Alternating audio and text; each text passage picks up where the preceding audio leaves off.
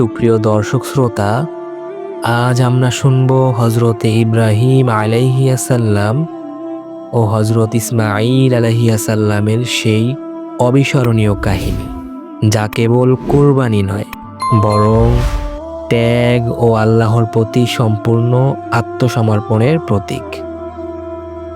হজরত ইব্রাহিম আলাইহিয়াসাল্লাম বহু বছর নিঃসন্তান ছিলেন। বার্ধক্য আল্লাহ তাকে একটি পুত্র সন্তান দান করেন, হজরত ইসমাঈল আলাইহিয়াসাল্লাম। তিনি ছিলেন আল্লাহর পক্ষ থেকে একটি অপূর্ব নেয়ামত।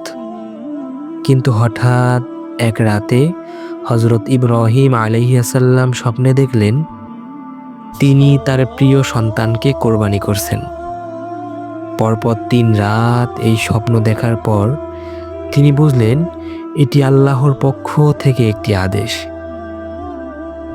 তিনি তার পুত্র হজরত ইসমাঈল আলাইহিয়াসাল্লামের কাছে তার স্বপ্নের কথা বললেন। হজরত ইসমাঈল আলাইহিয়াসাল্লাম বললেন, হে পিতা, আপনি যা অদিষ্ট হয়েছেন তাই করুন। ইনশাআল্লাহ আপনি আমাকে ধৈর্যশীলদের কাতারে দেখতে পাবেন। আল্লাহু আকবার। কল্পনা করুন, একজন পিতা নিজ হাতে তার সন্তানকে কোরবানি করতে যাচ্ছেন, আর সেই সন্তান নিজে তা কবুল করে নিচ্ছেন। সুবহানাল্লাহ, এর চেয়ে বড় আত্মত্যাগ আর কি হতে পারে? যখন হজরত ইব্রাহিম আলাইহিয়াসাল্লাম ছুরির ফালা চালাতে গেলেন, তখন আল্লাহর পক্ষ থেকে ঘোষণা এলো, হে ইব্রাহিম, তুমি স্বপ্নকে সত্য করেছ। আমরা এভাবেই সৎকর্মশীলদের প্রতিদান দেই। আল্লাহ তাআলা তখন জান্নাত থেকে একটি দুম্বা পাঠিয়ে দেন এবং হজরত ইসমাঈল আলাইহিয়াসাল্লামের পরিবর্তে সেটি কোরবানি হয়। সুবহানাল্লাহ। এই ঘটনার স্মরণে আমরা প্রতি বছর পালন করি ঈদ উল আজহা বা কোরবানির ঈদ।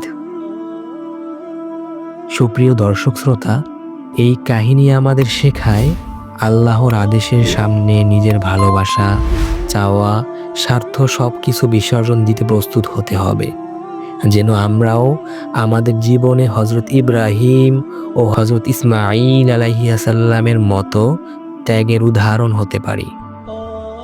আপনি যদি আমাদের চ্যানেলে নতুন হয়ে থাকেন, তাহলে অবশ্যই আমাদের আলোর কথন চ্যানেলটি সাবস্ক্রাইব করে পাশে থাকা বেল আইকন বাটনটি অন করে দিবেন। এতে করে আমাদের সকল ইসলামিক কন্টেন্ট সবার আগে আপনি পেয়ে যাবেন ইনশাআল্লাহ। লাইক অ্যান্ড কমেন্ট করতে ভুলবেন না। আল্লাহ হাফেজ। আসসালামু আলাইকুম ওয়া রাহমাতুল্লাহি ওয়া বারাকাতুহু।